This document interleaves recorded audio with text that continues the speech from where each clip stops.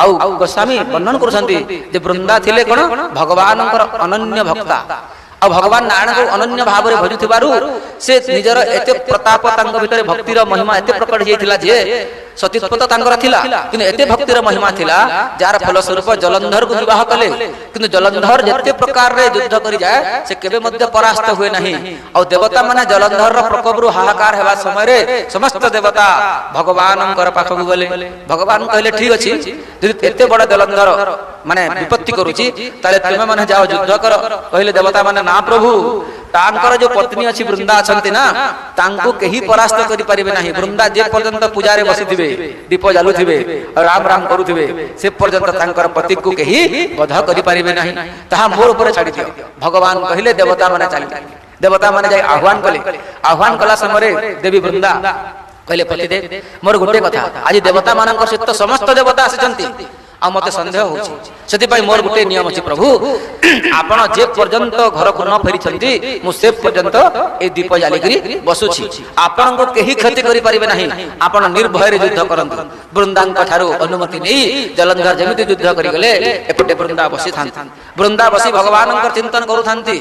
आ हठात भगवान वृंदांकर सम्मुख रे टिके दूर रे आसिकरी छिडा हे गले जलंधर बेसरे आ जलंधर बेसरे जेमिति छिडा हे गले वृंदा विचार कले ते मोर पति एबे जाइथिले हठात केमिति फेरी आसिले एतिकी भावना करी जेमिति पूजा रो उठी गले उठिबा खड़ी सेपटे जलंधर रो मुंड कटी सेई मुंड आसी भगवान एवं वृंदांकर मझिरे पड़ी गला बोल श्याम रामचंद्र की जय जेमिति पड़ी गला